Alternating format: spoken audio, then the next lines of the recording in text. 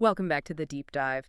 Today, we are strapping ourselves in for a journey through one of the most recognizable pieces of music ever written. Oh, absolutely. We're talking about four simple notes that somehow became this unintentional soundtrack to global destiny, Yeah. transforming from what was a personal cry of anguish into eventually a signal of mass liberation. We are talking, of course, about Ludwig van Beethoven's Fifth Symphony. In C minor, Opus 67. And it's a work that's so monumental, so deeply ingrained in our cultural DNA that we often forget the revolutionary architecture that's just beneath the surface. Right. It's so easy to just summarize it as the Fate Symphony. But our source material for today, which is this really fascinating essay, it details this extraordinary meeting of musical form and, well, historical prophecy. Yeah. It argues something far more profound. Absolutely. The essay sort of posits that the structure of the Fifth, which he composed between 1804 and 1808, it actually provided an inadvertent, almost a predictive map for Europe's existential struggle 130 years later. Right, in the Second World War. Exactly. So our mission here is to understand how these four notes, this rhythmic motif of short, long, how it became a symbol of perpetual human struggle, and then eventually this very, very ambiguous triumph. And those four notes, G, G, G, ear, they're so economical, so primal. Yeah. And they enter without any preamble, no harmonic softening. It's just there. It's just there, abrupt and utterly decisive. And we really invite you, the listener, to consider how one tiny rhythmic cell, repeated and transformed over and over, can bear the weight of meanings its creator never, ever could have consciously imagined. Connecting the trauma of 19th century Vienna to the occupied streets of 20th century Paris. Precisely. That's the paradox we need to unpack. So let's start at the beginning, the symphony's genesis, which is just steeped in turmoil.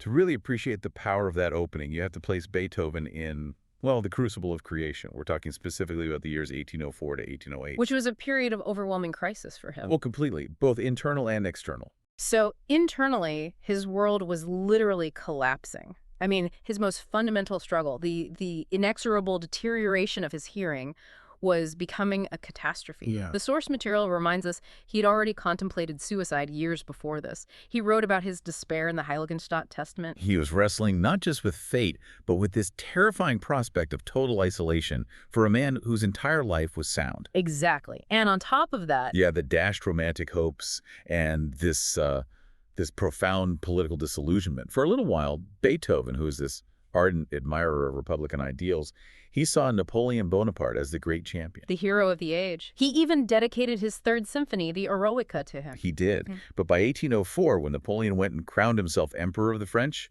that admiration it curdled into contempt. There's that famous story of him tearing the title page from the score, screaming that Napoleon was nothing but an ordinary human being who would now tread underfoot all the rights of man. So he writes the Fifth against this backdrop of renewed imperialism in Europe, and his own personal identity is fracturing because of his deafness. So this symphony becomes his wrestle with destiny, a fate that's personal, it's political, and it's artistic. And out of all that anguish, you get that visceral rhythmic cell, short, long. This source material really highlights how unique this is, unlike most symphonies that start with, a nice chord or an introduction. This one just enters like a command. It is abrupt, it is inexorable, and it demands your immediate attention.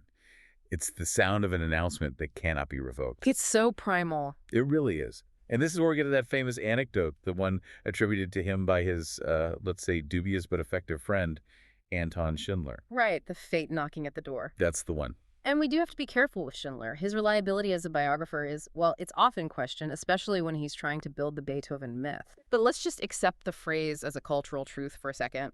Why do you think it resonates so perfectly with that motif? Because the phrase just captures the essence of intrusion.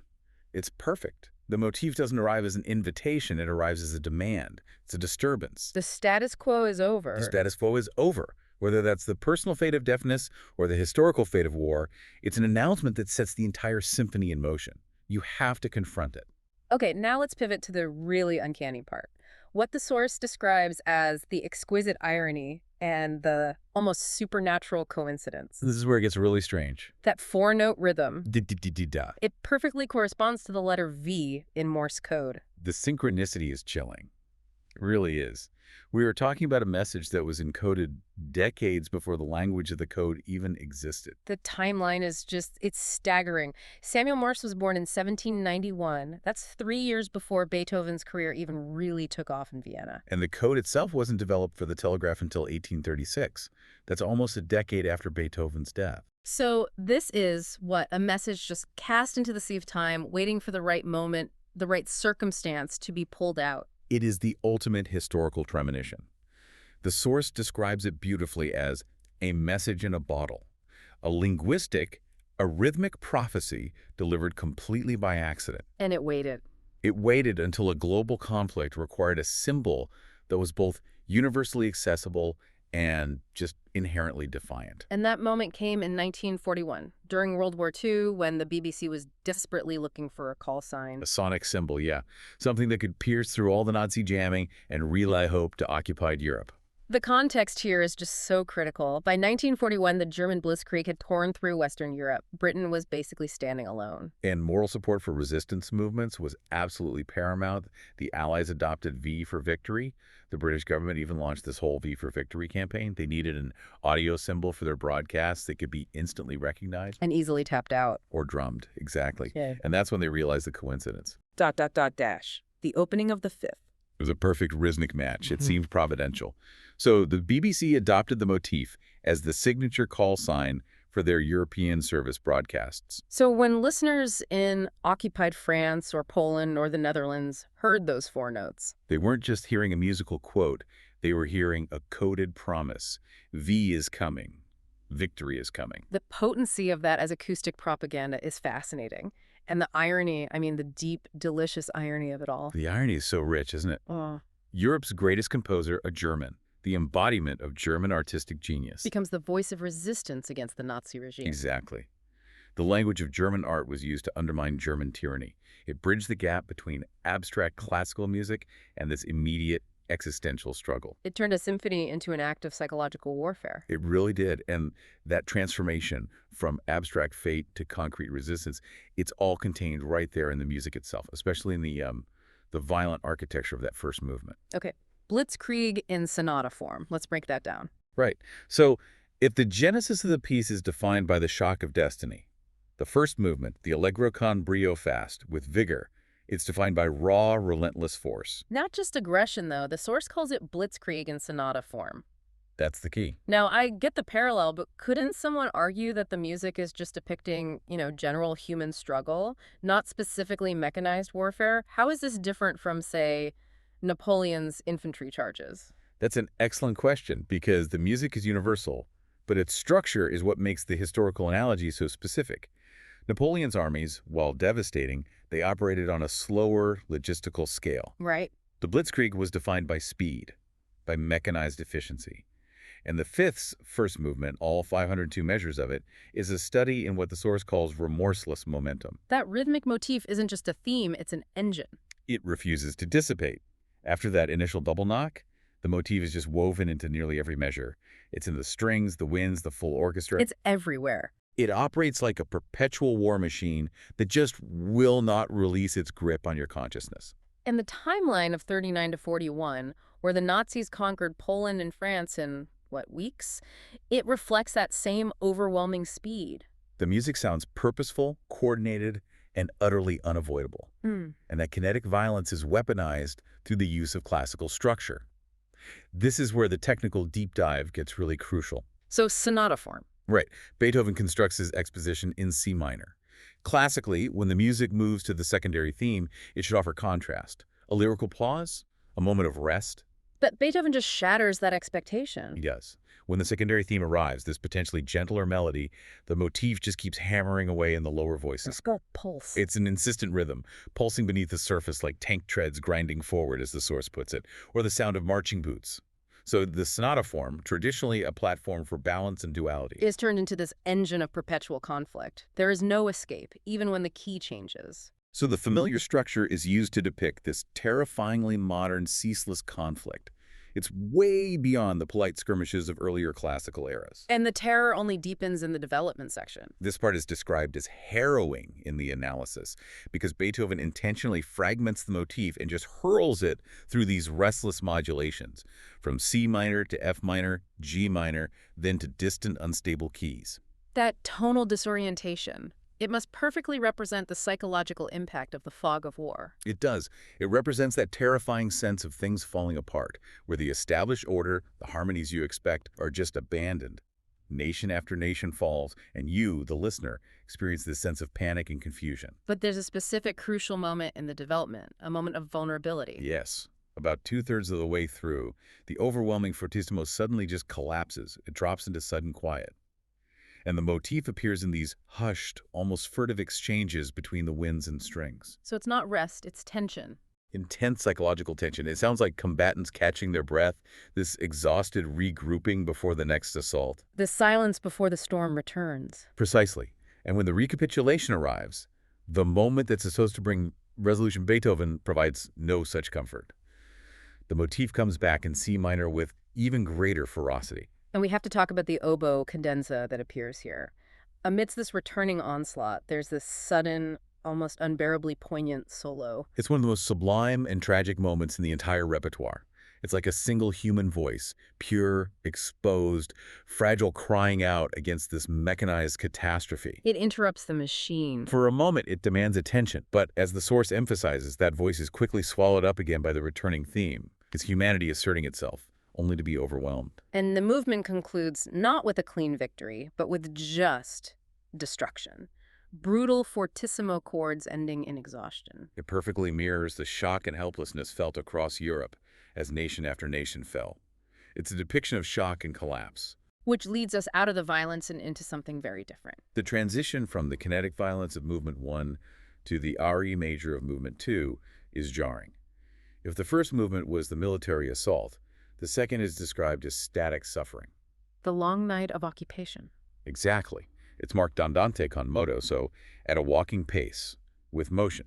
It seems to offer a superficial break. The opening theme is lyrical, measured, almost like a hymn. It's undeniably beautiful, but the source material notes something profound. Beauty under duress is not the same as beauty in freedom. That phrase just perfectly encapsulates the feeling.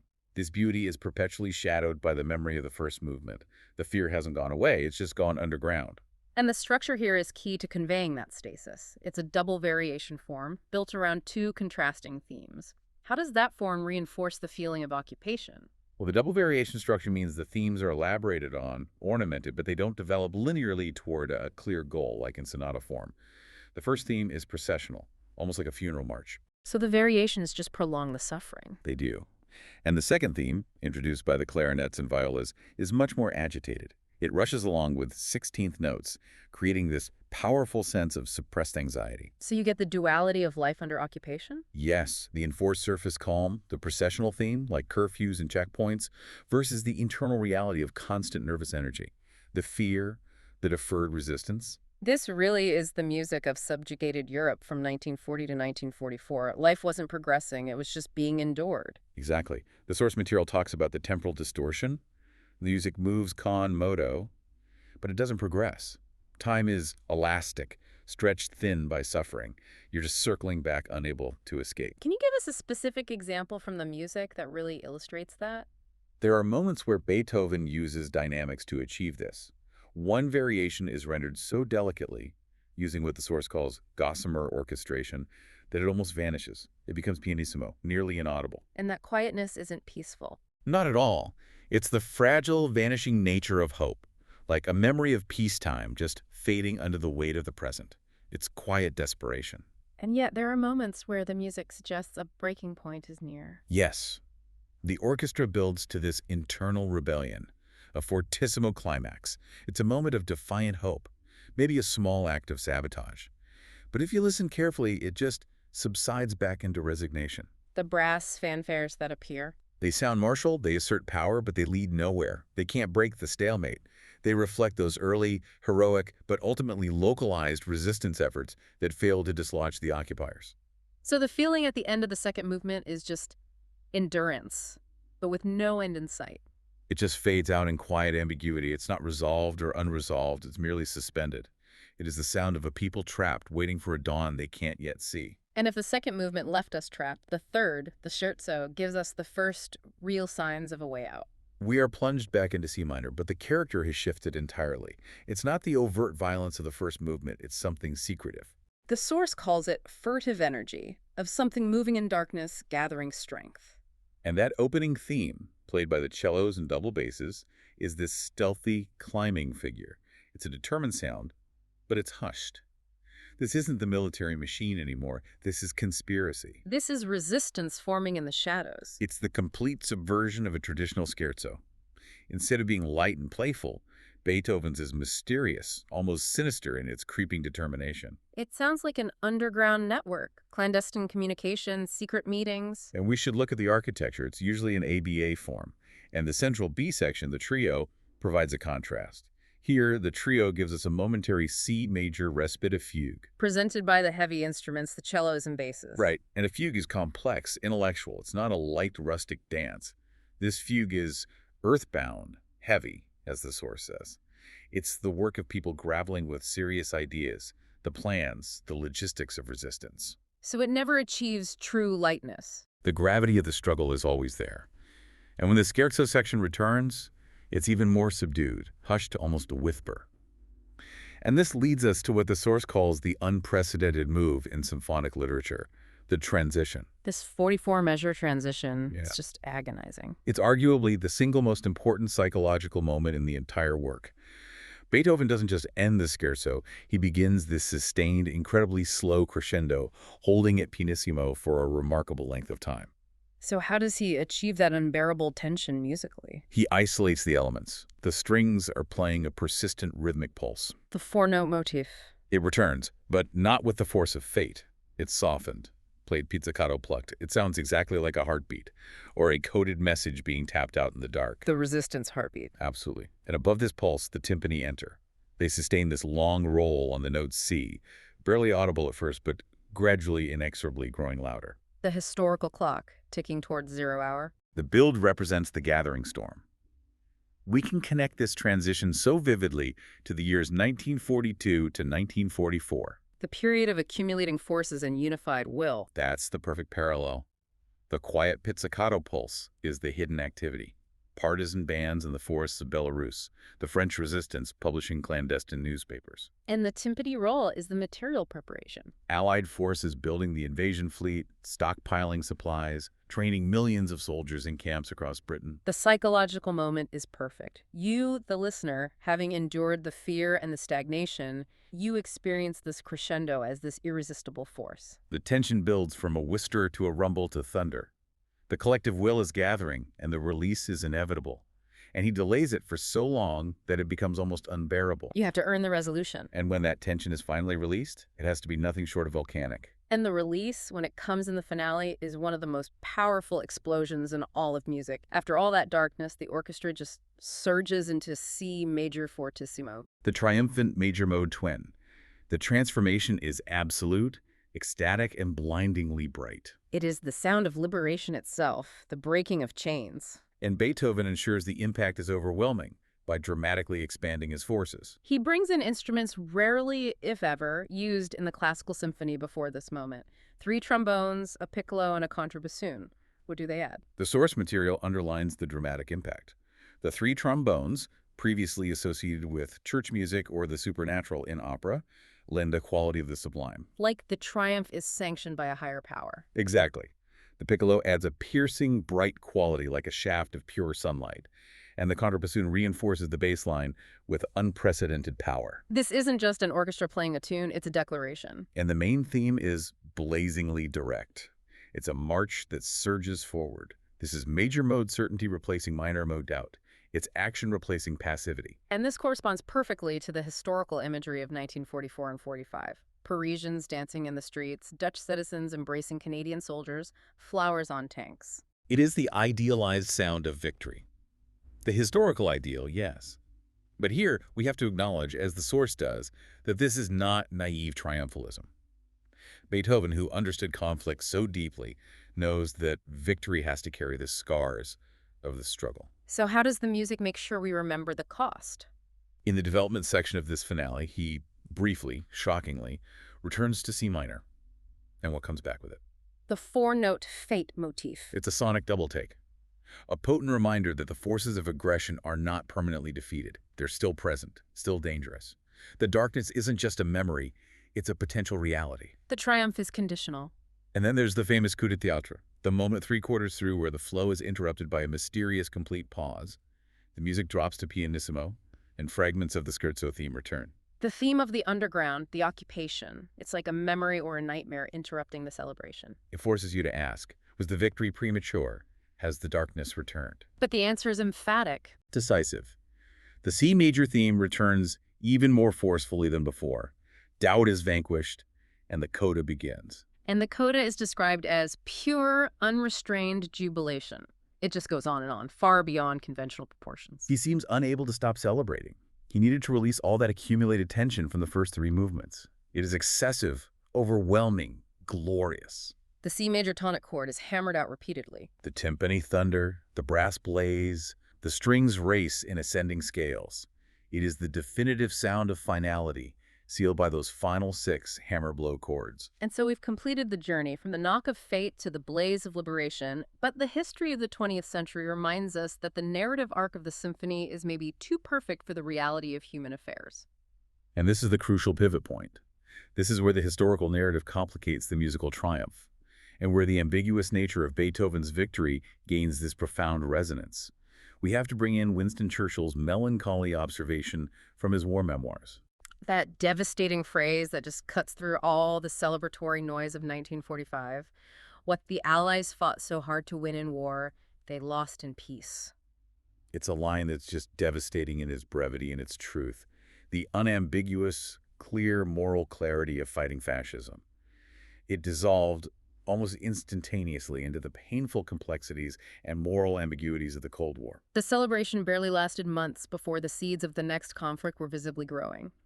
The Grand Alliance fractured almost immediately after VE Day. And the Yalta Conference, where spheres of influence were drawn up, effectively betrayed the principle of self-determination for millions of people. And Churchill's other famous phrase, the Iron Curtain, it descended from Stettin in the Baltic to Trieste in the Adriatic. For millions in Central and Eastern Europe, the liberation that we hear in the finale. It proved to be a cynical change of occupiers. Can we detail the specific consequences? I mean, how did this peace feel so lost? Certainly. Poland, for whose independence the war officially began, was now firmly under Soviet domination. The Baltic states, Estonia, Latvia, Lithuania were swallowed whole by Stalin's empire. There was a communist coup in Czechoslovakia. East Germany became a Soviet satellite state. The shock felt in Western capitals was enormous. The moral clarity of the war effort instantly fractured. It proved that authoritarian forces, even when defeated in one form, just mutate into another. The source material also points to the atrocities that clouded the end of the war, Dresden, Hiroshima, the expulsion of millions of ethnic Germans. The moral landscape of the victor was not nearly as bright as that C major finale suggests. The C major blaze is authentic in its feeling of liberation, but historically, it's deeply scarred by what came next. It forces us to ask, if the victory led directly to the Cold War and the subjugation of half a continent, how authentic was that triumph? And if we connect that ambiguity back to the music, we realize that C major, after such a struggle, can never ever sound the same as C major that has known no darkness. Exactly. The memory of C minor, of the mournful andante, of the 10th scherzo, all of that pain and cost is fundamentally encoded in the triumph. The music knows the price of freedom. It understands that triumph doesn't erase trauma. So the perpetual return of the fate motif in the finale, that brief, chilling return to C minor, it takes on a new, chilling meaning in this context. It wasn't just a musical device. It was a premonition of the eternal return. It reminds us that the forces of destiny, of aggression, of the will to power are not permanently defeated by a single battle or a single war. They're just woven into the fabric of human existence. Napoleon fell, but Stalin and Hitler's successors, the architects of the Cold War, rose. Authoritarianism always returns in new forms. Beethoven, composing in the shadow of imperial wars, understood that struggle is perpetual, victory is always temporary, and that the hard-won triumph carries within it the knowledge of its own fragility. The symphony structure captures that historical reality. We transition from darkness to light, only to remember that the darkness is always waiting, just off stage. Which brings us back to the core idea of this deep dive. The truth that great art outlasts the circumstances that temporarily appropriate it. Right.